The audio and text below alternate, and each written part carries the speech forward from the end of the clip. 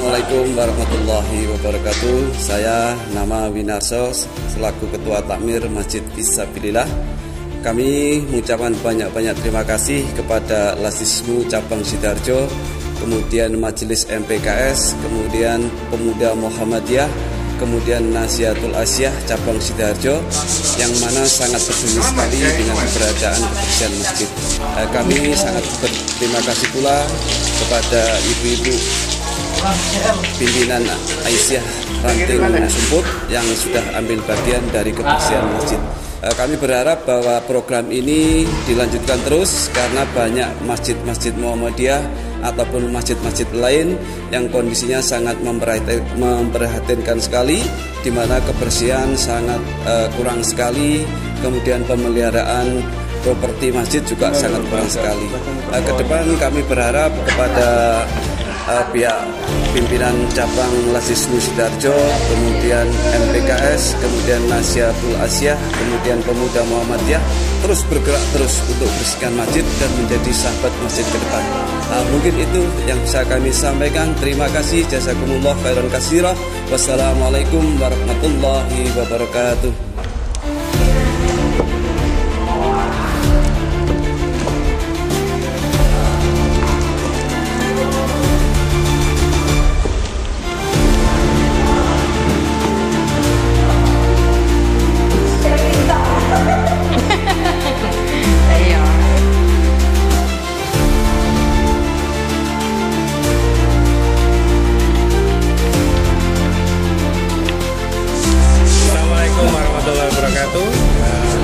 Saya Renggono Sumono, Kepala Kantor Layanan Lasismu PCM Sidoarjo.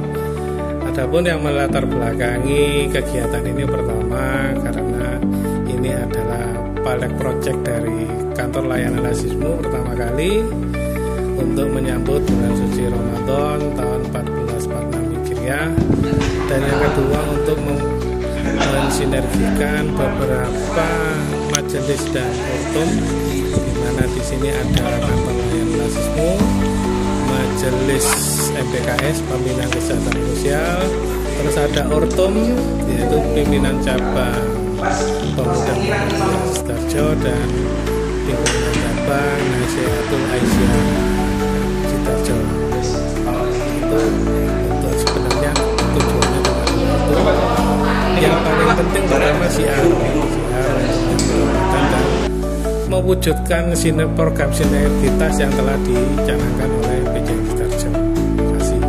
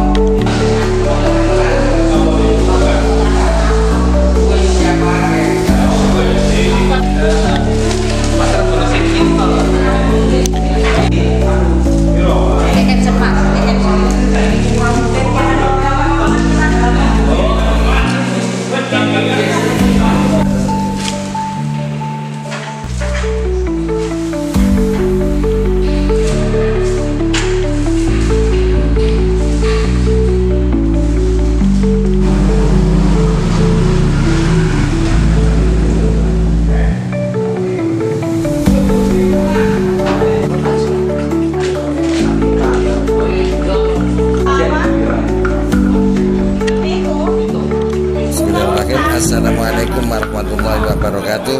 Kami dari Kantor Layanan Lasismu PCM Sidoarjo mengucapkan terima kasih kepada donatur-donatur yang telah sudi kiranya memberikan donasinya kepada kami. Dan tak lupa, monggo yang belum donasi silakan. Ini untuk mempermudah jalan Anda menuju jalan akhirat. Terima kasih. Wassalamualaikum warahmatullahi wabarakatuh.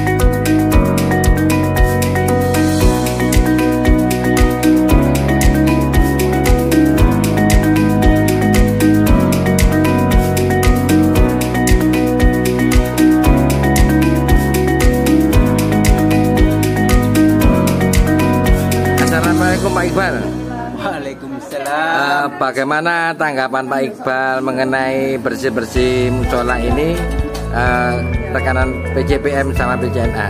Monggo.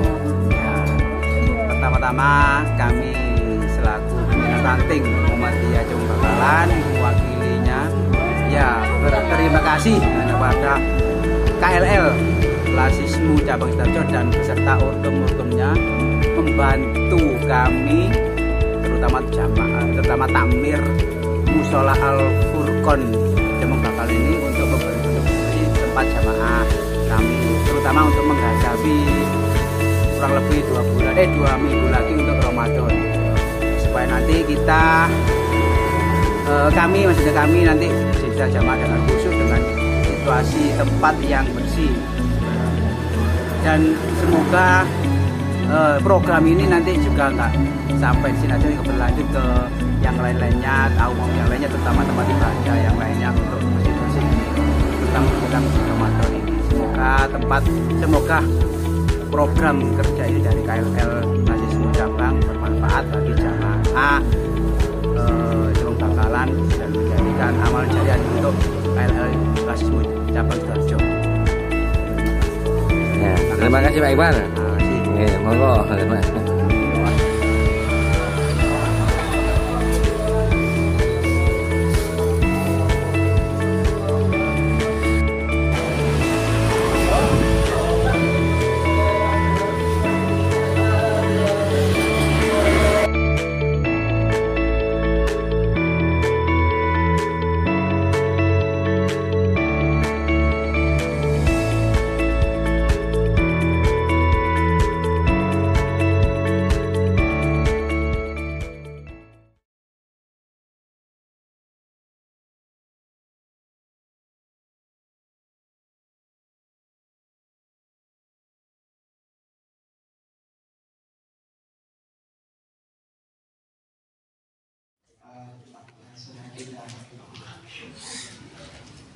Untuk Ustadz Gigi Eko Irianto, yang silakan, monggo.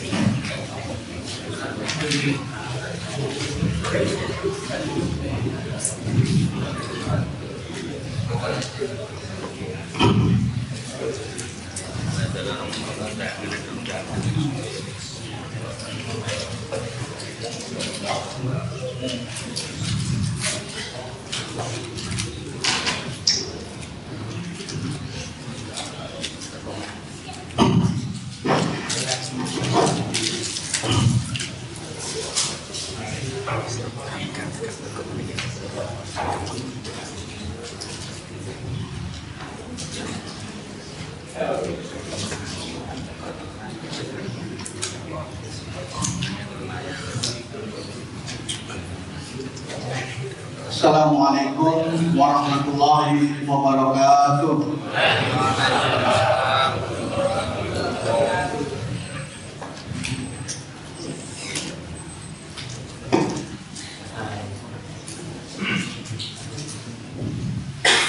Innal hamdalillah nahmaduhu wa nasta'inuhu wa nastaghfiruh wa na'udzu billahi min shururi anfusina ومن سيئات أعمالنا من يهده الله فلا مضل له ومن يضلل فلا هادي له أشهد أن لا إله إلا الله وحده لا شريك له وأشهد أن محمدا عبده ورسوله يا أيها الذين آمنوا اتقوا الله حق تقاته ولا تموتن إلا وأنتم مسلمون. Alhamdulillah, puji syukur kehadiran Allah Subhanahu wa Ta'ala, bahwasanya pada pagi hari ini, alhamdulillah, mudah-mudahan bapak-bapak, ibu-ibu, Aisyah mendapatkan rahmat dan mendapatkan derajat di sisi Allah Subhanahu wa Ta'ala. Dan mudah-mudahan langkah bapak-bapak, ibu-ibu dari rumah menuju ke rumah Allah yang suci ini akan menjadikan peningkatan pahala di sisi Allah Subhanahu wa Ta'ala. Yang terhormat kepada Bapak Pimpinan Cabang Muhammadiyah Sidoarjo, Pak Wakil, kemudian Pimpinan Ranting Suko, Bapak Fajar, yang kami hormati, dan Bapak, Ibu, rahimahumullah. Alhamdulillah, saya tadi sangat tertarik sekali dengan kegiatannya ranting Suko.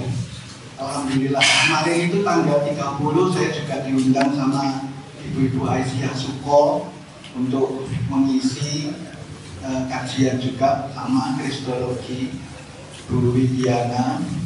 Alhamdulillah, tanggal 30 hari Rabu jadi berkata saya juga harus izin, tapi alhamdulillah saya bisa ke waktunya saya. Bapak-bapak, ibu-ibu rahimahullah, materi saya memang ya, saya nyuwun sewu, saya ini spesialis memang kristologi. Itu memang sejak dulu, karena saya dulu juga sering misionaris melawan buana dengan Ibu Irina Gendono, Ibu Maria Amnesia, mantan biarawati di Gereja Kodean Jogja, yaitu di daerah Sumatera Selatan sampai beberapa daerah termasuk di Pulau Bawang, Metro dan sebagainya di Sumatera itu yang tahu. Tadi malam Ustaz Khalid juga WA saya, apakah nanti ada kitab di dalam Injil itu ya, perjanjian baru, ya jelas pasti nanti akan kita sampaikan Injil itu dalam perjanjian baru. Karena dalam perjanjian, saya tidak mengatakan kitab suci ya. Saya tidak mengatakan kitab suci, karena itu bukan kitab suci, tapi kitab kotor. Katakan kitab kotor, bukan kitab suci. Injil itu bukan kitab suci. Beda ya, dengan Injil dengan salah ya, bukan loh. Berarti tidak meyakini rukun iman, ya kan? Bukan. Maksud saya itu Injil yang sekarang ya, perjanjian baru ya. Karena perjanjian baru itu ada 27 kitab, ya. Perjanjian baru itu ada 27 kitab. Nah, beda dengan perjanjian lama. Kalau perjanjian lama itu hampir 40, ada 39 kitab.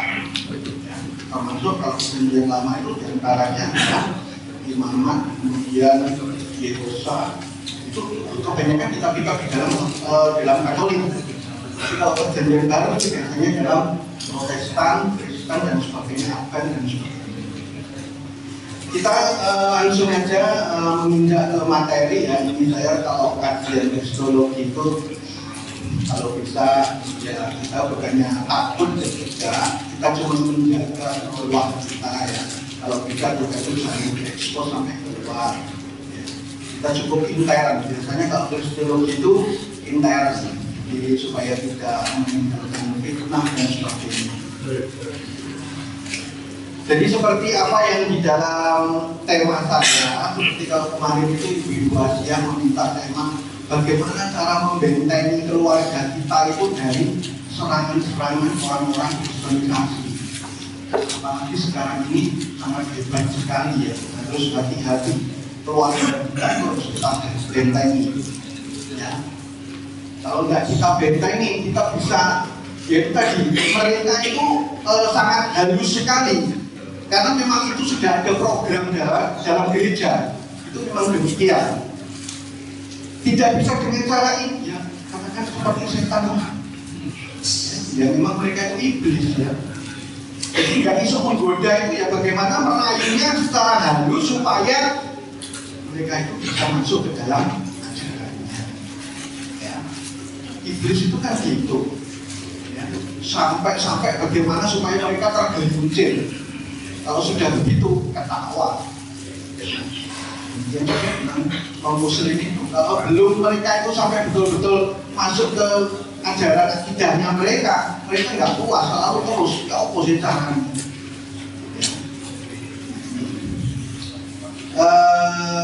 Alhamdulillah pada pagi hari ini, insya Allah mungkin saya bulan depan ini saya diundang di pimpinan cabang Muhammadiyah Andes untuk bulan Juni ini di mana itu masjid Kopar itu di daerah Dumus itu juga kajian di Kopar juga.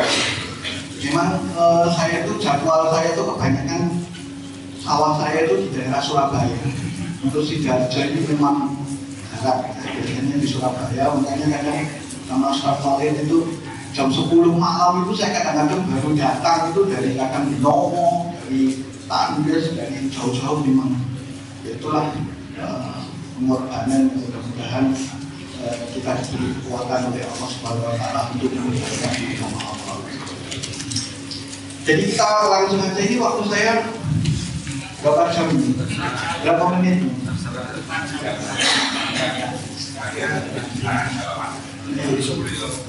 Ya, sudah ya, sudah sesuai lah. Jenengan enak ya, enak mendengarkan kita itu yang Bapak-bapak yang dirahmati Allah, dan sesuai dengan tema saya yaitu Paskah itu bukan. Jadi Paskah itu biasanya itu dilakukan oleh orang-orang Katolik, ya. Biasanya lamanya dengan telur, ya. Penghias telur. Biasanya Paskah itu demikian. Ternyata Paskah itu bukan ajaran Yesus. Ya, Yesus tidak mengajarkan Paskah itu. Ya. Nah, bahwa kita ketahui bahwa fondasi utama dogma yang sudah kuat, doktrin yang sudah kuat, fondasi utama seorang kristenisasi itu adalah dari kebangkitan. Ya, dari kebangkitan.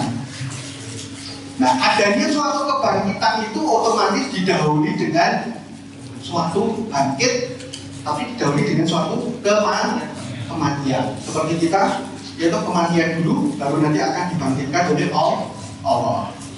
Demikian juga dengan dogma yang kesekian ini, yaitu kematian Yesus di dalam tiang kayu salib. Dan ini merupakan fondasi utama. Orang-orang Kristen mengatakan fondasi utama keimanan Kristen. Tanpa suatu kebangkitan, Yesus itu bukan Tuhan. Jadi kalau nggak dibangkitkan, Yesus itu bukan Tuhan. Dan tidak ada, kalau Yesus bukan Tuhan, berarti tidak ada kekristenan.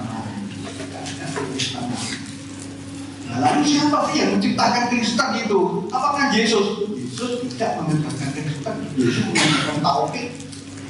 Ya, Nabi Isa alaihissalam mengajarkan tauhid. Siapa yang mengajarkan Kristen itu? Sampai masih diri kalau pakai Surabaya itu ada Pak Firroki itu namanya Pak Firroki Paulus itu lah yang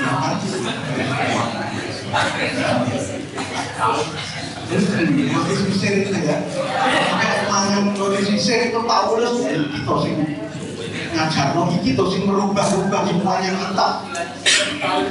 dalam perjanjian baru itu ya Paulus itu tadi. Jadi siapa sih Paulus itu? Paulus itu adalah murid Yesus yang badelo, atau istilahnya yang murtad, istilahnya yang nggak senang sama Yesus. Itu namanya Paulus, ya. Nah, di sini ada dalilnya, ya. Ada dalilnya masalah kebangkitan. Seperti dalam Islam itu ada dalilnya berdasarkan Al-Quran dan Sunnah Rasul. Demikian juga dengan kebangkitan. Itu sandaran kebangkitan itu ada di dalam Bible, ya, ada di dalam Bible. Namun ayat kebangkitan itu bukan termasuk di dalam Injil, bukan termasuk di dalam Injil. Terdiri dari apa? Perjanjian baru. Ada 27 di antaranya adalah Injil Matius, Injil Markus, Injil Lukas, dan Injil Yohanes. Ya, akhirnya.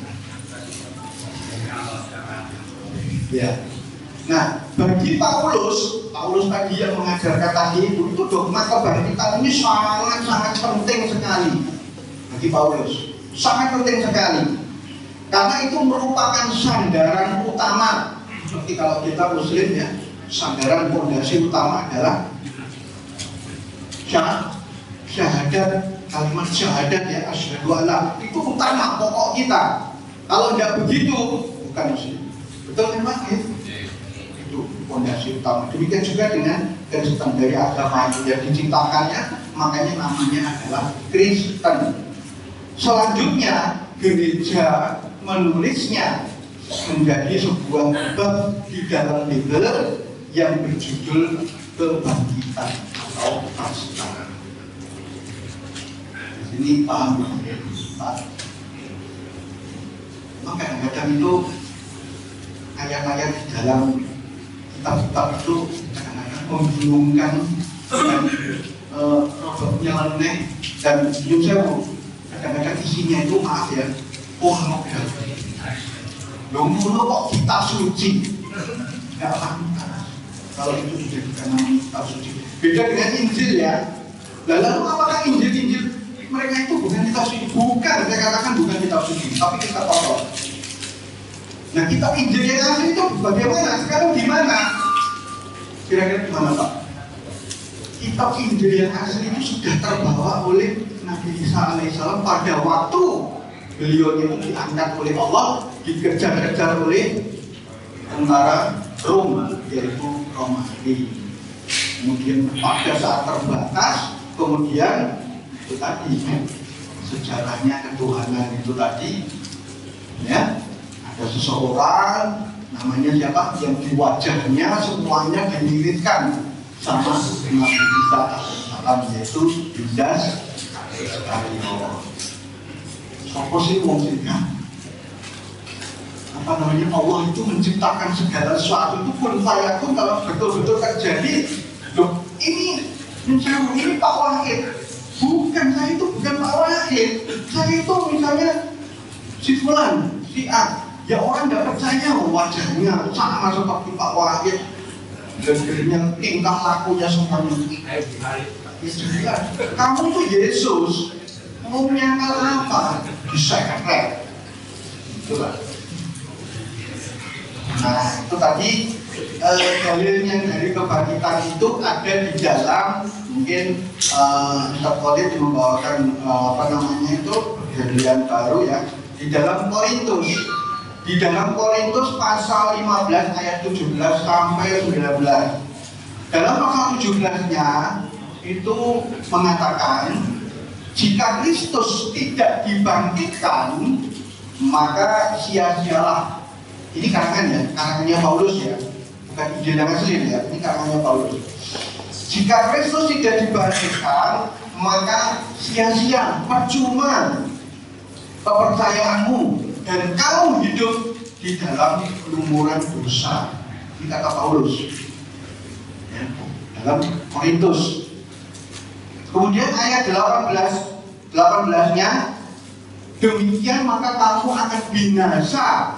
Kamu akan binasa orang-orang yang mati tidak menyebut nama Kristus. Kemudian pasal 19-nya, jika kita hidup di dalam harapan Kristus, maka orang-orang yang paling malang itu adalah orang-orang yang tidak mengakui dogma akan adanya kebangkitan. Ini Paulus mengatakan demikian. Sehingga orang-orang pihak gereja dan orang-orang Kristen itu takut, wedi kabeh kalau mereka itu nanti menghadap Tuhannya Allah masih dalam keadaan berlumuran dosa. Nah, ini kata Paulus itu merupakan ancaman. Jadi diancam sama Paulus itu. Ayo, kalau kamu tidak mengakui, mengimani adanya dogma kebangkitan ini, kamu harus patuh.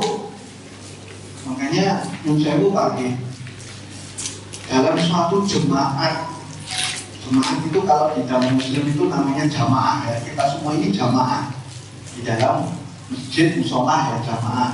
Tapi kalau di dalam gereja jemaah. Di dalam jemaat gereja itu tidak diperbolehkan bertanya secara detail mengenai masalah ketuhanan. Itu tidak diperbolehkan. Ya. Tidak diperbolehkan. Ya, mungkin itulah. Karena apa? Ya apa katanya pastor, apa katanya pendeta, apa katanya romo, ya itu harus kamu itu harus kamu turuti. Karena apa? Karena dogmanya pastor, romo, pendeta itu adalah wakil Allah yang ada di dunia. Jadi tidak boleh menentang. Tidak kan Pak? Kalau kita pengajian, kiai, seorang ustaz menyampaikan masalah tauhid, silahkan bertanyalah sedetail apapun tentang Allah. Full katakanlah Allah adalah satu. Katakanlah bahwa Tuhan itu adalah manifestasi dari 3 Trinitas. Terus kalau sangkal, tidak boleh dibantah, harus kamu turun. Kalau kamu berani menyangkal masalah ketuhanan, selamanya kamu akan berlumuran darah dan tidak akan diampuni oleh Allah. Jadi Pak ya.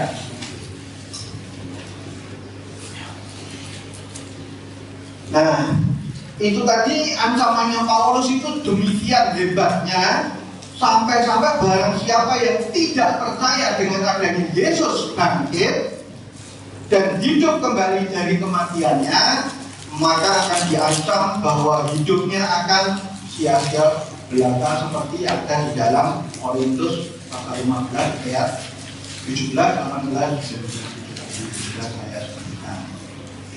Jadi harus percaya. Mereka percaya adanya hidup setelah mati, ya, akhirat. Kalau jika dosanya tidak mengimani dogma itu tadi, dosanya tidak akan diampuni.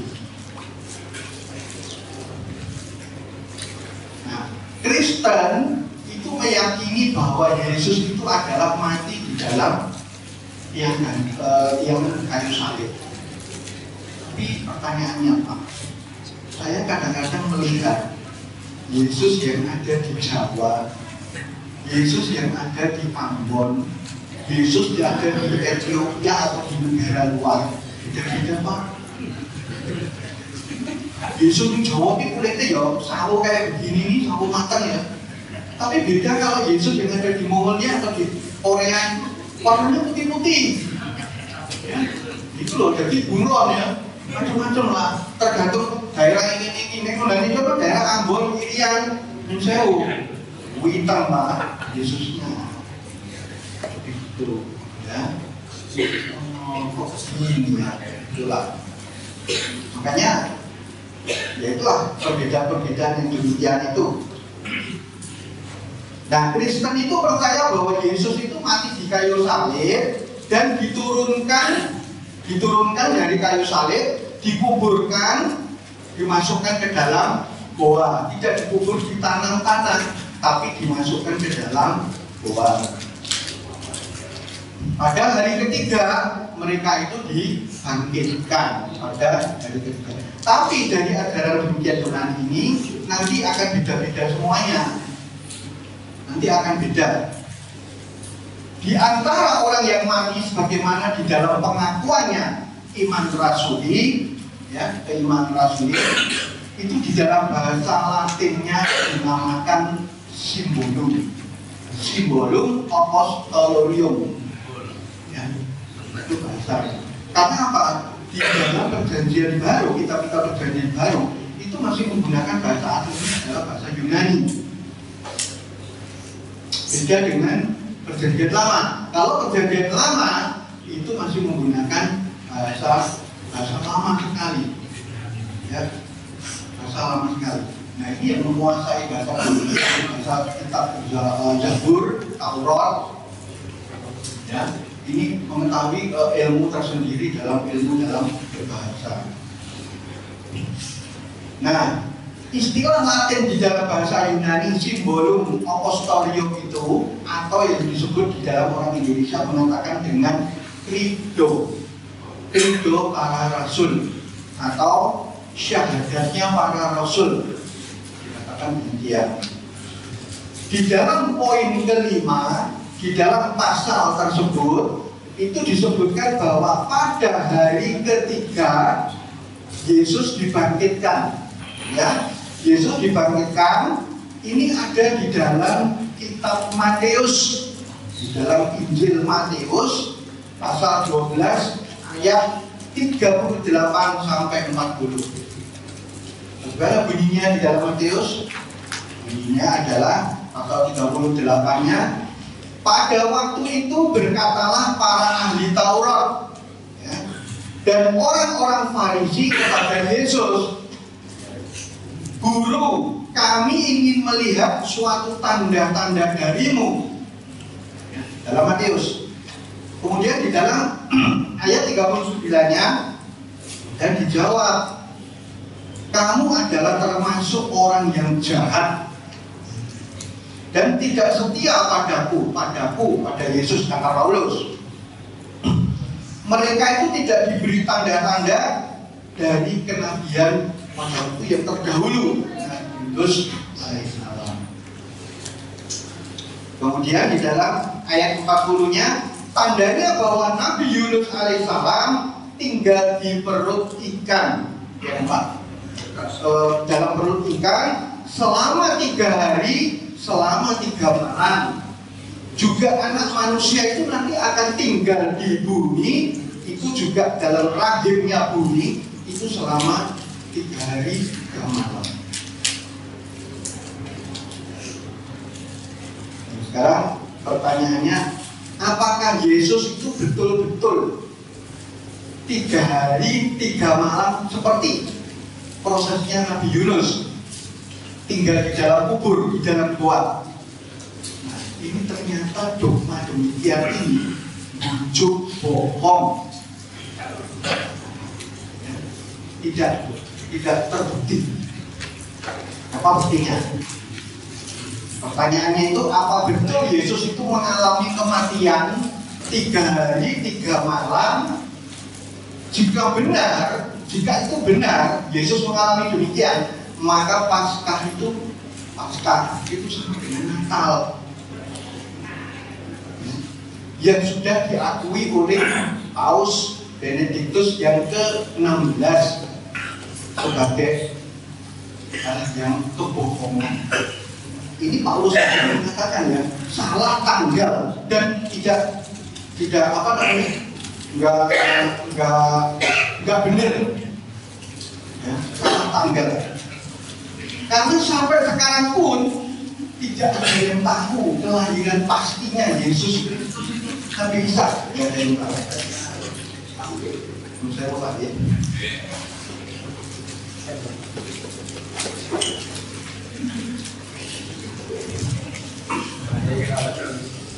Kita kembali kepada Alkitab. Kita lihat di dalam Injil Lukas. Injil Lukas pasal 23 ayat 54. Nah ini, yuk kita buktikan apa betul Yesus itu 3 hari 3 malam. Kita simak Pak ya, pelan-pelan nih, supaya Anda mengerti nih. Di dalam Injil Lukas pasal 23 ayat 54, Yesus disalib ya, di dalam kayu salib itu pada hari Jumat Agung kemarin tanggal 18. Pada Jumat Agung antara 3 sampai 6 jam. Karena apa? Besoknya setelah Jumat kan hari Sabtu. Sabtu mereka mengatakan, orang Yunani mengatakan Sabtu itu adalah Sabat. Sabat kalau orang-orang Advent itu tidak boleh melakukan kegiatan apapun, total istirahat. Kalau orang Hindu mengatakan amati geni, amati lalungan, amati itu ada di dalam Yuda pasal 4 ayat 1. Saya juga mempelajari kitab-kitab seperti saya jadikan suatu program. Jadi tidak mengerti, oh itu Hindu itu, oh itu Buddha itu beda, Tripitaka begitu. Terus ini saya mau nyuwun saya ajaran-ajaran dalam kematian. Kalau ada orang mati, itu mayitnya itu waktu digotong, dipayungi. Kalau saya tanya, apa maksudnya, apa fungsi payung? Orang ini sudah mayat loh Pak, orang ini mati kok dipayungi. Saya kurang ya. Ini diklaim sama orang-orang Hindu loh, ya. Diklaim sama orang-orang Hindu. Itu kok udah di agamaku. Kata Rasulullah, barang siapa dalam hal, kemarin sudah saya terangkan sama ibu-ibu Asia, dalam hal namanya tasyabuh, ya, dalam Islam namanya menyerupai suatu kaum, maka orang itu sama dengan kaum itu. Rasulullah jadi Pak, sebetulnya ya alhamdulillah pada waktu ibu saya meninggal itu ya, mau dipayung enggak Pak, enggak usah dipayungi, enggak apa-apa. Ibu saya enggak kepanasan, enggak kedinginan, enggak perlu dipayungi. Ibu-ibunya dikumpulin meluncing-meluncing tombak, enggak usah pakai tombak. Oh itu pasti uang saya enggak mampu beli tombak. Sudah. Terus kemudian setelah di dalamnya lahat diadani, loh mati kok diadani? Nah itu coba kalau diadani, kalau mereka itu bangkit, ya bisa tak salah. Coba, aku nggak buya. Sekarang saya tanya, secara naluri ya, secara akal aja. Azan itu apa sih? Azan itu kan memanggil orang sholat. Nah, cek dipanggil orang sholat itu apa mayit? Orang-orang yang sudah mati. Itu pertama. Ya, mudah-mudahan kita itu akidahnya tetap harus betul-betul yakin betul. Itu bukan ajaran Rasul, itu bukan ajaran Rasul. Nah, kita kembali lagi ini tadi nyelimpang sedikit ya. Nah, karena diturunkan di kayu salib itu pada hari Jumat dan harus secepatnya orang-orang itu supaya Yesus itu mati. Karena apa? Besok itu Sabat, tidak boleh ada kegiatan, prei, ya, istirahat di rumah, tidak boleh ada kegiatan. Maka supaya Yesus itu cepat mati, bagaimana prajurit itu mengusulkan bagaimana kalau kakinya dipatahkan biar cepat modal. Ini bukan Yesus ya, saya katakan modal. Saya bukan, oh berarti Ustaz itu melecehkan Nabi Isa. Bukan, saya katakan itu yang disalib itu bukan Nabi Isa. Katakan Nabi Isa itu suci, ya, Yesus itu suci, diangkat oleh Allah. Dan nanti pada waktu menjelang hari kiamat, Yesus itu akan turun mematahkan kayu-kayu salib. Kemudian insya Allah kita ini tidak akan menangi demikian. Insya Allah kita akan diwafatkan semua orang-orang muslim. Ya. Tinggal nanti orang-orang yang fasik saja yang menangi. Oh itu ternyata Nabi Isa Dukuk Cipono dan Nabi Isa itu nanti akan menerangkan semua itu. Akidahku yang benar itu demikian. Ini bukan akidahku. Makanya orang Kristen sih gak sunat. Itu bukan ajaran Yesus. Yesus itu bersunat. Ya, sampai gak bersunat itu ajarannya Paulus. Ya. Kotor kan? Nah kemudian maka prajurit itu minta izin untuk mematahkan sama kekaisarannya, sama rajanya. Bagaimana kalau raja, kalau itu nanti kakinya dipatahkan karena besok sudah hari libur. Kalau orang DPR reses, kalau kegiatan dipatahkan kakinya Yesus guna mempercepat kematiannya. Nah di dalam Yohanes, Injil Yohanes pasal 19 ayat 31-nya itu berbunyi, karena tidak diizinkan maka prajurit-prajurit itu nyangkal sama rajanya, gowo tombak ditujesno ning lambungnya Yesus, sehingga keluarlah darah dan airnya terburai untuk mempercepat kematiannya itu di dalam Yohanes pasal 19 ayat 31. Karena tidak diizinkan, maka prajurit menusuk lambungnya dengan tombak hingga keluar darah dan air. Kemudian di dalam Injil Yohanes pasalnya masih tetap pasal 19 ayat 34-nya, karena sudah larut malam, hari Jumat itu larut malam, dan Yesus sudah mati, karena lambungnya sudah ditusuk tombak, kemudian ya matilah, terus tidak mati. Terus kemudian Yudas itu tadi diturunkan dari kayu salib, dibawa diseret ke dalam goa. Di dalam Matius, di dalam Injil Matius pasal 27 ayat 57, ini sama dengan Injil Markus pasal 15 ayat 42 43.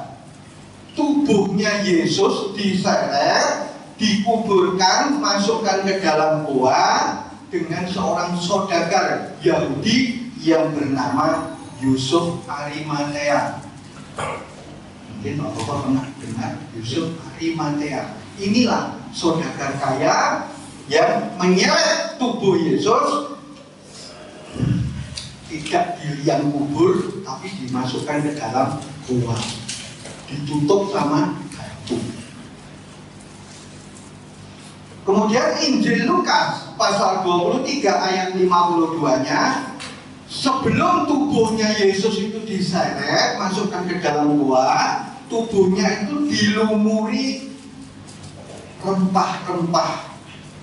Rempah-rempah ya, orang-orang dahulu, orang-orang Yunani itu kalau mau membuat mumi itu supaya awet, itu dilumuri dengan rempah-rempah, minyak rem, minyak mur, supaya awet tubuhnya, ya, dengan minyak rem, minyak mur itu tadi. Nah, di dalam Injil Yohanes pasal 19 ayat 39 sampai 40, dan tubuh Yesus itu tadi setelah dilumuri rempah-rempah dibaringkan ke dalam goa. Paham Pak? Itu masih hari Jumat, Jumat malam. Di dalam Injil Yohanes pasalnya sama 19, ayatnya beda 42, sama dengan Markus pasal 15 ayat 46. Karena Sabtu itu hari libur, tidak ada kegiatan. Hari Minggunya, saya katakan hari Minggu, karena hari Minggu itu, nama Minggu itu punyanya orang Kristen. Kita itu sebagai Muslim, kalau bukan yang saya lupa, ojo ngomong Minggu Pak. Minggu mana yo? Pekan depan ya, pekan yang lalu, Ahad. Orang-orang dahulu itu mengatakan Ahad, bukan Minggu. Ya, yang saya mbah jenengan itu mengatakan Ahad. So Ahad yo, Renio, tapi nggak tahu sekarang kok malah jadi Minggu. Pinternya orang-orang misionaris dalam memelintir orang-orang yang dahulu itu Ahad dijadikan Minggu. Minggu itu minus. Muncullah menggunakan kalimat-kalimat orang-orang yang sekolah. Ya. Nah, kemudian pada hari Minggu paginya itu seorang wanita bernama Maria Magdalena. Siapa Maria Magdalena itu? Maria Magdalena itu adalah seorang perempuan yang kaya raya di Yunani. Ketika menghampiri goa, kaget Maria itu, ya, kaget, pintu goanya sudah tergeser, terbuka, dan ketika dilihat di dalam goa, jasadnya Yesus musnah, hilang, tidak ada. Yesus telah hilang. Ya. Di dalam Injil pasal 20-nya ayat 1, jika kita merujuk pada Matius yang tadi saya sebutkan 12 ayat 40, maka coba kita hitung, ya. Nah, dari sini loh kejanggalannya. Betulnya ada Pak, oh Kristen itu kejanggalan Pak. Kita hitung, ya. Coba Jumat Agung, Jumat itu Yesus dikuburkan, diturunkan dari salib, dikuburkan. Kemudian Sabat Yesus masih ada di dalam kubur, masih ada di dalam goa, tidak ada kegiatan. Ya. Kemudian Minggu paginya Yesus hilang. Nah, sekarang saya tanya, berarti itu 3 hari 3 malam apa 3 hari 2 malam? 3 hari 2 malam kan? Bener nggak kata-kata mengatakan bahwa 3 hari 3 malam? Ini cara logika. Nah, berarti hanya 2 malam saja, karena paginya hari Minggunya itu Yesus sudah ono. Nek je ono kalau Minggunya malam, berarti benar. Berarti Paskah itu benar, berarti Natal itu benar. Wow. Jadi dengan 3 hari 3 malam. Disinilah terbukti adanya suatu kebohongan bahwa dogma kebangkitan itu tidak terbukti, tidak terbukti dan tidak ada kebenarannya ahistoris. Ini materi ini kemarin itu pada waktu di atas saya sampaikan ke anak-anak mahasiswa di ITS di Masjid Manarul ini, itu ada seseorang yang mantan orang Kristen. Setelah saya selesai kajian dia mengatakan, betul Ustaz, benar, jadi bohong semuanya itu. Makanya alhamdulillah kamu sudah masuk ke dalam Islam, keluar dari kebohongan. Jadi kebohongan belakang, menyimpang, saya katakan menyimpang dari ajaran Yesus yang sebenarnya. Itu adalah rekayasa, bujuk-bujukan, sandiwarone, kelakuane Pak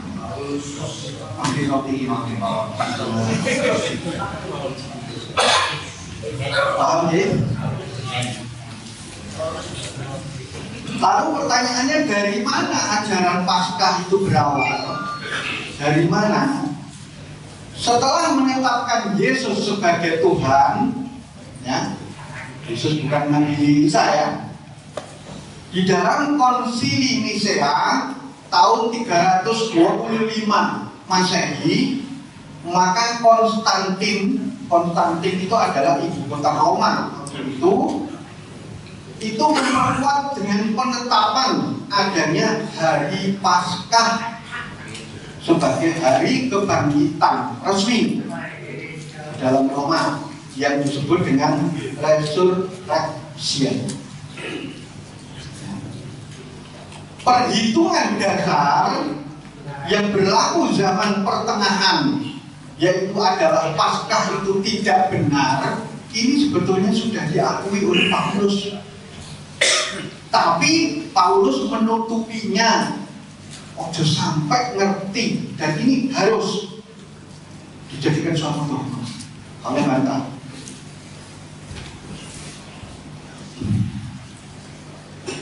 Makanya Paskah itu dirayakan setiap hari Minggu setelah bulan purnama. Karena apa? Kok setelah bulan purnama? Karena orang-orang Konstantin penganut penyembah dewa matahari, Sang Deus, atau orang-orang Yunani menyebutnya paganisme, menyembah matahari. Setelah musim semi atau vernal equinox, ya, disinilah ajaran Paskah berawal. Ya, walaupun jika dihitung penetapannya tidak sesuai 3 hari 3 malam, tapi yang betul adalah 3 hari 2 malam. Ini kalau ini dianukan sama orang-orang Kristen, nggak percaya. Kak, bohong, nggak benar itu. Dia akan menyangkal.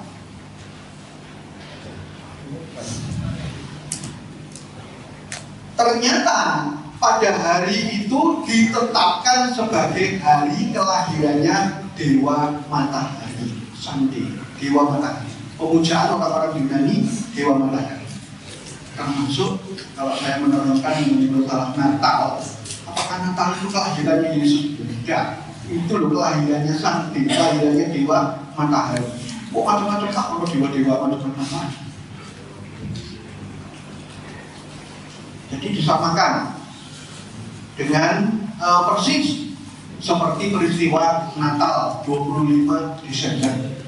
Itu dikatakan mereka percaya dogmanya itu adalah hari kelahiran Yesus, padahal itu hari kelahirannya dewa matahari. Begitu juga dengan hari Valentine yang nanti pada bulan 14 Februari dirayakan oleh para Muslim. Anehnya, jadi mereka menerangkan lagi masalah Valentine. Akhirnya itu anak-anak kita orang Muslim yang merayakan kayak begitu, tuku coklat, terus kemudian memberikan hadiah, hadiahnya warnanya pink, ya harus demikian. Kok bisa kayak begitu? Oh, ada Pak sejarahnya Pak Valentine itu Pak. Ya nanti ada masyarakat sendiri untuk masalah Valentine. Kemudian tahun baru pakai trompet dan sebagainya. Trompet itu ada sejarahnya, kerucut itu ada sejarahnya. Neng jenengan melok-melok pakai kerucut, itu berarti jenengan memperingati saudara sampean yang dibunuh oleh orang-orang Yahudi pada waktu itu. Kenapa? Mereka itu nggak tahu. Makanya kata Rasulullah, kalau kamu tidak tahu pengetahuan tentangnya, jangan melok-melok, ojo ikut-ikutan. Pak, makanya kemarin saya juga kan sama Ibu Asia membentengi anak-anak kita dari akidah-akidah yang nggak benar, lebih-lebih anak cewek. Begitu juga dengan hari raya seperti Natal, Valentine dan sebagainya, itu semua tidak luput dari pengaruh budaya paganisme, penyembah berhala, penyembah matahari. Nah, demikianlah itu yang dikatakan bahwasanya Paskah itu adalah bukan sama sekali ajaran daripada Yesus. Jadi enggak sama sekali. Jadi bohong kalau Yesus itu mengajarkan hal yang demikian, ya.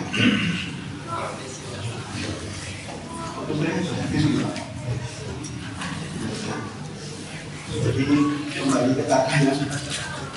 Jadi Paskah itu enggak benar, enggak sesuai. Kemudian ada di dalam kayu salib itu bukan Yesus, tapi adalah Yudas Iskariot, ya, karena di dalam Islam coba dilihat kalau punya Al-Quran surat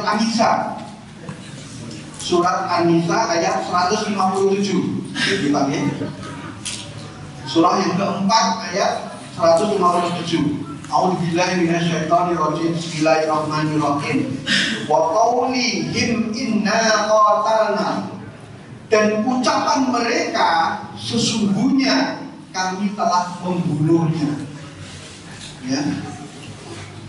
Masih kaitin sabna Maryam Rasulullah, Al-Masih Isa putra Maryam Rasul Allah. Ya.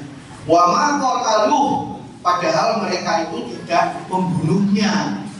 Mereka tidak membunuhnya. Walakin subbiha lahum, tetapi mereka itu dulu adalah orang yang diserupakan Al-Masih. Nah, ini tadi itu ya, itu jelas ada di dalam surat An-Nisa. Itu nanti bisa dibaca surah yang keempat ayat 157. Itu dasarnya dalam Muslim. Ya, saya kira nanti untuk lebih mendalam lagi memang memerlukan waktu. Memang kristologi itu sangat-sangat menarik sekali, lebih-lebih untuk akidah kita, dan supaya kita tidak ikut-ikutan ya Pak ya. Kemarin saya dalam ibu Asia tolong membentenginya anak-anak kita, yang saya pun termasuk, kalau ada yang ulang tahun, di ulang tahun ini itu adalah kegiatan Nasoro. Ya. Anak saya itu juga pernah Abi, saya itu kepingin ulang tahun, Masya Allah. Jangan, oke nggak apa-apa kalau kamu kepingin ulang tahun, tapi dipelesetkan tanggal kelahiran ini ojo pas, entah setelah, entah sebelum, ya. Kemudian bentuknya bukan apa namanya seperti kayak wah nggak bisa kita tiup nyanyi-nyanyi ya. Tempo hari kadang bukan anak-anak, wong tua pun itu kadang-kadang ulang tahun sudah usia lanjut, katanya nenek setelah meniup terus kemudian makan tar, katanya panjang umurnya mangentak kemudian keselak ya apa sih ini katanya panjang umurnya sudah meniup, namanya orang tua ya, diantaranya tanda-tandanya adalah keselak terus akhirnya meninggal. Yuk, bisa, itu panjang umurnya, pendek umurnya. Jadi kalau ingin merayakan demikian, janganlah kita itu menyerupai orang-orang demikian. Adakan kesedekahan, bentuknya apa? Tasyakuran. Kita punya sedekah, tasyakuran, anak kita mudah-mudahan menjadi anak yang soleh. Kita bentuk tasyakuran, syukur kalau mengundang seorang ustaz, memberikan arahan ya, itu bagus, bukan ulang tahun. Dengan kalau misalnya dalam suatu walimahan makannya prasmanan, jangan sampai berdiri makan dan minum ya. Ajaran Islam adalah cari tempat duduk. Kalau tidak ada tempat duduk sama sekali, barulah kata Rasulullah bersandarlah di dalam tembok ya. Kemudian jangan pakai menggunakan tangan kiri, karena setan akan terbahak ketika menggunakan. Setan itu gemuk karena makan Anda memakai tangan kiri, kecuali kalau tangan kanannya sakit. Semua itu karena adalah darurat. Itulah mungkin sedikit yang bakal saya sampaikan. Mudah-mudahan bisa membentengi kita. Jadi arti daripada sesuai dengan ajaran tadi itu, bahwa Paskah itu bukan ajaran Yesus, dan ternyata dalam hitungan-hitungannya tidak sesuai dengan apa yang kita lakukan. Kesadaran apa? Seperti dengan melihat Krisbun itu ya. Krisbun itu pohon Natal ya. Itu kan ada kapasnya ya. Kapas itu mencerminkan apa? Salju kan?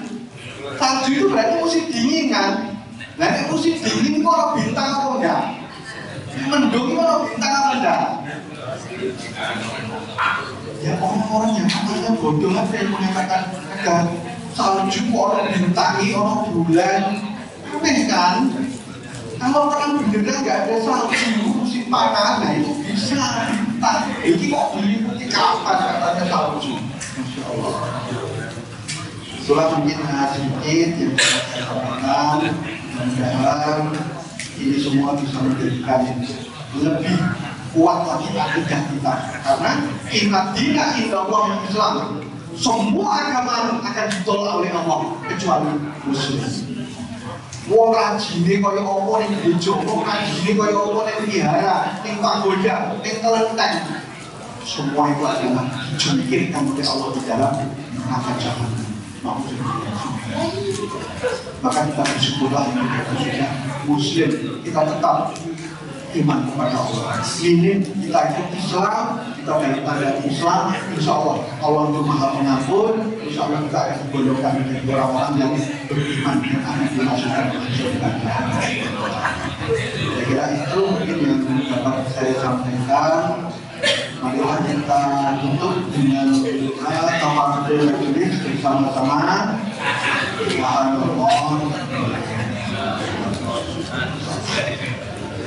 Baik, terima kasih atas perhatiannya. Nasallallahu wa basyiril mu'minin billahi taufiq wal hidayah. Wassalamualaikum warahmatullahi wabarakatuh.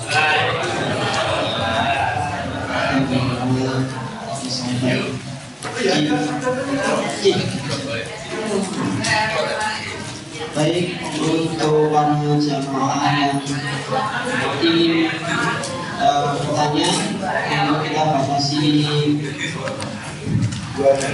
dua saja.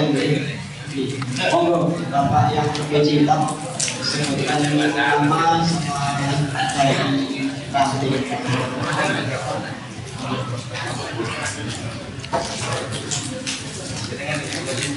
Assalamualaikum warahmatullahi wabarakatuh.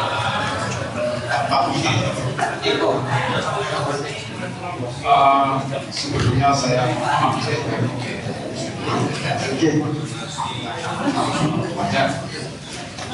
tentunya Bapak memahami tentang kegiatan pada kajian pagi ini. Saya ada beberapa catatan. Kita ngaji ini kan ngaji tentang ajaran dan saya bertanya yang pertama tentang kodifikasi antara perjanjian lama dan perjanjian baru. Kodifikasi mengapa pada perjanjian lama berubah menjadi perjanjian baru? Padahal di perjanjian lama juga disebutkan pasal itu dan juga terjadi cerita pasal.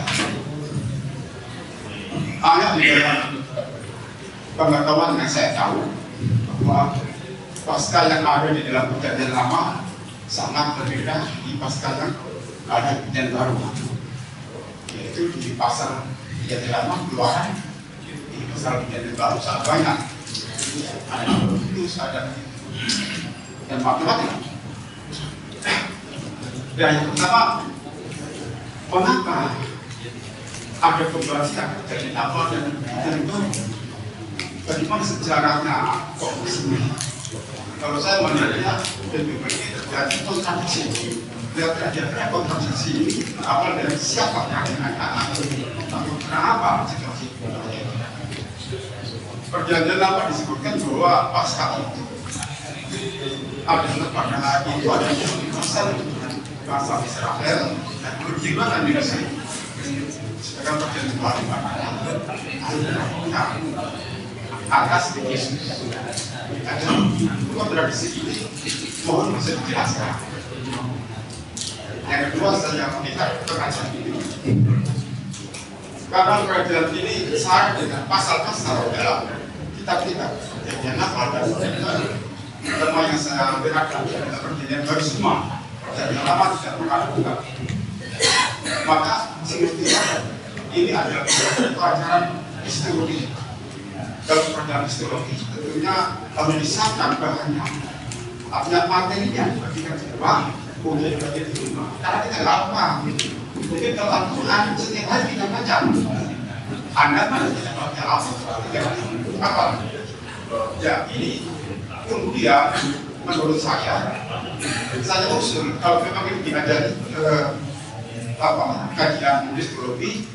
Tapi lebih diurus pada histologi untuk membedakan umat Islam dari pemberontakan. Sedangkan yang pengajian ini adalah kita mendidik Ini tidak benar, ini tidak benar. Ya, coba ini yang saya lihat. Orang-orang itu tidak pernah tentang kebenaran Paskah. Dan tidak mungkin kita didirikan. Demikian, mohon maaf, saya di rumah ada dengan saya bagaimana kongres penetapan Paskah yang tahun 300 mengakhiri dibuatkan dan modifikasi lama. Terima kasih. Baik, yang pertanyaan kedua, enggak, gini aja. Saya jawab dulu aja ya. Jawab dulu. Mohon maaf, Bapak siapa tadi? Pak Jono. Pak Jono ya. Dari daerah Nusukong. Pak Jono, ini kalau menerangkan mengenai masalah perjanjian baru dan perjanjian lama, ini sejarahnya ini memerlukan waktu yang sangat panjang. Itu nanti insya Allah kapan lagi kita ada kitab-kitab perjanjian baru itu apa aja? Ada 27 tadi saya katakan. Kitab perjanjian lama ada berapa? 39. Termasuk memang kitab perjanjian lama itu tidak tertulis di dalam Paulus itu sendiri, bukan terekam oleh Paulus sendiri. Termasuk di dalamnya adalah Injil. Itu memang. Ya. Dan sejarah Paskah itu sendiri memang beda. Memang konsep daripada ajaran-ajaran itu memang kadang-kadang perbedaan. Kadang-kadang di dalam perjanjian baru itu sendiri antara Matius, Yohanes dan Lukas ini beda-beda. Beda dengan Al-Quran, Pak. Kalau Al-Quran ya sudah demikian, ini memang sudah firman Allah. Kalau ini makanya saya katakan tadi membingungkan. Kadang-kadang di dalam Matius ini tidak sama dengan Yohanes. Dan ini juga tidak sama dengan imamat. Apalagi imamat ya, perjanjian lama beda jauh sekali. Nah ini kalau menerangkan masalah ini ada pemaparan tersendiri mengenai masalah sejarah Alkitab. Saya katakan Alkitab Injil. Kitab Injil itu cuma ada dua tau itu, perjanjian baru dan perjanjian lama. Wis itu tau. Ya. Nah ini penjabarannya, ini benar banyak sekali.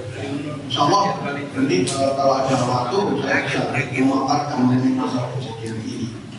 Jadi itu Pak. Jadi memang ya demikianlah, kadang-kadang beda. Paskah itu sendiri aja, saya tidak diterima oleh Katolik. Ya, padahal dia itu yang menciptakan hal ini, yang melihat perlu dan sebagainya itu Katolik. Tapi pihak Allah itu tidak menyetujuinya. Tapi ini disangkal sama jemaatnya. Tuh, ya. Jadi mengenai masalah, ya itu tadi sumbernya itu adalah pada Paulus, ya. Pada Paulus, sumbernya itu adalah pada Paulus. Paulus inilah yang merubah semuanya itu. Dari hal yang kebenaran menjadi remah-remah, akhirnya tambah di Paulus inilah pemikirannya. Nah ini soal tadi penjabaran mengenai masalah kitab-kitab itu ada atau Paulus Pak Insya itu temanya. Nanti ada waktu tersendiri dari Ustaz. Baik, yang kedua mungkin. Assalamualaikum warahmatullahi wabarakatuh. Tadi disampaikan bahwasanya Injil itu sudah tidak ada diangkat bersama Nabi Isa. Nah pertanyaannya bagaimana untuk merujuk bahwasanya Injil yang ada yang Paulus, yang Matius dan lain-lain itu adalah salahkan itu. Dan tentunya kan ada rujukan barangkali di museum karena ini pernah saya baca bahwasanya ada Injil yang hampir persis masuk Tauratnya, itu adalah Injil Barnabas, itu adalah rujukan bahwa inilah yang mendekati asli. Nah ini benar atau tidak? Kami mohon penjelasannya. Terima kasih. Assalamualaikum warahmatullahi wabarakatuh. Ya betul Pak. Jadi saya katakan tadi itu Alkitab, bukan kitab suci. Kalau kitab suci Injil yang asli itu sudah terbawa oleh Nabi Isa alaihissalam. Nah sekarang ini adalah jiplakan semua. Oleh siapa? Ya penciptanya jadikan Injil itu. Injil Matius. Penciptanya siapa? Matius, Lukas, Yohanes, Markus dan sebagainya. Nanti misalnya yang saya Mas Yayan menciptakan lagi Injil Yayan. Ya, nanti siapa lagi? Injil itu. Nah ini dirangkum semuanya oleh seorang Paulus. Ya, itu. Jadi semua rujukannya dari demikian itu. Ya. Nah Injil yang demikian itu memang betul tadi dikatakan Injil Barnabas itu adalah pendekatan. Dan ini dicari-cari oleh gereja untuk dibakar dan dimusnahkan. Itu alhamdulillah teman saya itu masih mempunyai Injil Barnabas yang asli. Bahasanya masih menggunakan bahasa Kipti, ya, bahasa Taurat. Ya, itu ini menggunakan bahasa Inggris. Itu Barnabas. Pendekatan. Dia betul. Dan itu tidak diakui oleh pihak gereja. Orang-orang sekarang itu tidak mengakui apa itu Barnabas itu. Tidak benar, itu bukan Injil, bukan kitab suci. Kita mengatakan Pak Yed. Tambahan sedikit Pak. Jadi Injil Barnabas itu kayaknya juga yang di bahasa Indonesia juga ada. Saya pernah membaca dan mempunyai bahwasanya kata-katanya itu persis Al-Quran. Yesakan Allah itu tunggal, Allah itu Esa. Demikian ini yang pernah saya baca. Terima kasih. Ya, memang betul. Ya itulah, makanya apa? Makanya tidak diberlakukan di dalam jemaat gereja. Tidak diberlakukan. Ya, makanya juga jemaatnya juga tidak diperbolehkan bertanya mengenai apa? Soal masalah ketuhanan, soal masalah Injilis. Pokoknya apa katanya pendeta, apa katanya pastor, apa katanya ngomong. Ya itu kata Allah. Itu kata Tuhan. Karena aku adalah wakil Tuhan yang ada di dunia. Dalam Yohanes pasal 14 ayat 21, aku adalah diturunkan. Ya sama seperti kayak kita musim. Kalau kita mau curhat seperti dari malam, Allah turun ke dalam bumi, ya, seperti dari malam. Curhatlah kamu itu kepada Allah, nangislah kamu kepada Allah. Allah akan membuka tangannya untuk mereka yang sholat tahajud. Seperti kamu turun. Dan Allah sendiri di dalam ayat kursi mengatakan, aku malu kata Allah kalau sampai hambaku mengajarkan tangannya, aku tidak menerimanya, aku tidak mengabulkannya. Curhat satu-satunya, apapun masalahnya, masalah apapun problematika kita, curahkan seperti kemarin jam 3:30 malam. Kita tekuk lutut, kita bersimpuh di situ, kita menangis di situ. Kepada Allah. Insya Allah nanti subuhnya itu terang itu akan ada. Yakin, pertama yakinkan, kita dogmakan di dalam hati kita bahwa Allah itu ada di dalam kehidupan kita. Insya Allah. Karena saya sendiri juga pernah mengalami ini. Pasti insya Allah Allah akan mengatakan, Allah akan mengabulkan semua permintaanmu. Asal Allah itu pencemburu. Kalau kamu sampai meminta kepada selain Allah, dan kamu tidak akan mengampuni dosa. Karena itu adalah pencemburu. Itu akhir. Kedua, terima kasih untuk dua penanya tadi. Terima kasih juga untuk Ustadz Kiki Eko Irianto yang telah memaparkan materi.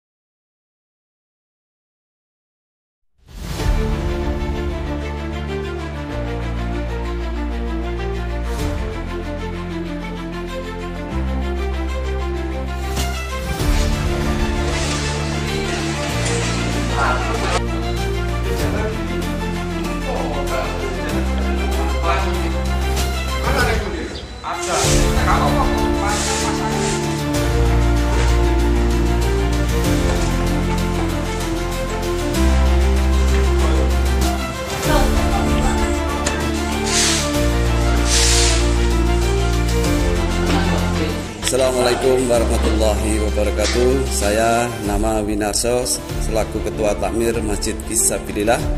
Kami mengucapkan banyak-banyak terima kasih kepada Lasismu Cabang Sidoarjo, kemudian Majelis MPKS, kemudian Pemuda Muhammadiyah, kemudian Nasihatul Asyah Cabang Sidoarjo, yang mana sangat peduli sekali dengan keberadaan kebersihan masjid.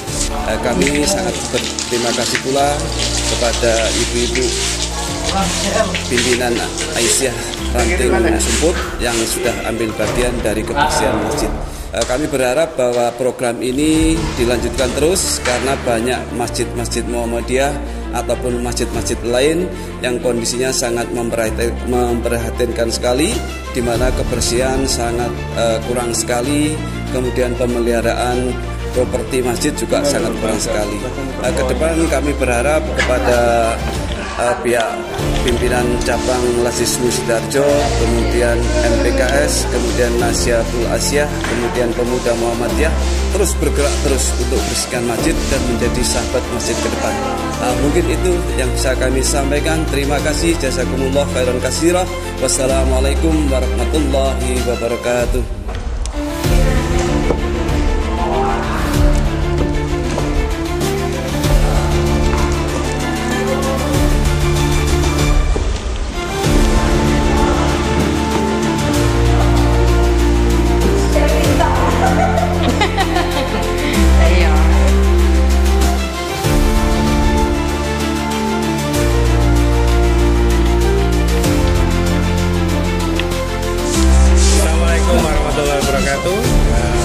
Saya Renggono Sumono, Kepala Kantor Layanan Lasismu PCM Sidoarjo. Adapun yang melatar belakangi kegiatan ini pertama karena ini adalah pilot project dari Kantor Layanan Lasismu pertama kali untuk menyambut bulan suci Ramadan tahun 1446 Hijriah, dan yang kedua untuk mensinergikan beberapa majelis dan ortum, di mana di sini ada Kantor Layanan Lasismu, Majelis MPKS Pembinaan Kesejahteraan Sosial, terus ada ortum yaitu pimpinan cabang Pemuda Muhammadiyah Sidoarjo dan pimpinan cabang Nasihatul Asyah Sidoarjo. Itu untuk sebenarnya tujuannya itu yang paling penting pertama siar dan mewujudkan program sinergitas yang telah dicanangkan oleh PCM Sidoarjo. Terima kasih.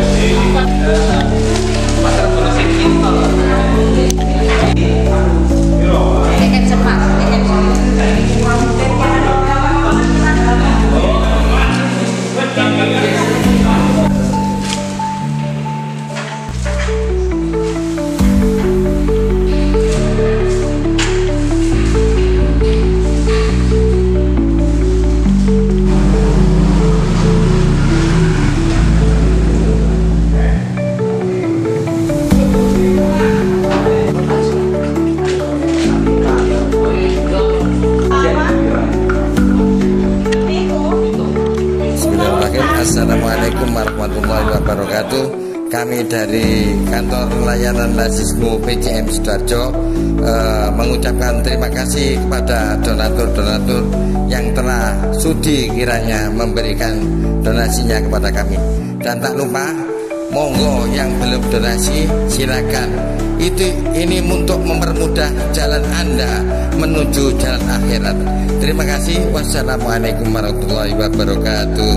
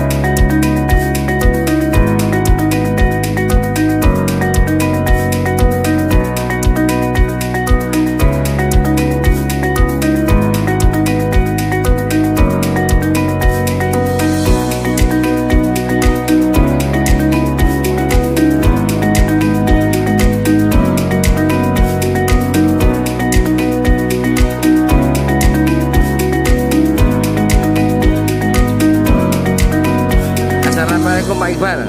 Waalaikumsalam. Bagaimana tanggapan Pak Iqbal mengenai bersih-bersih musola ini, tekanan PJPM sama PJNA? Monggo.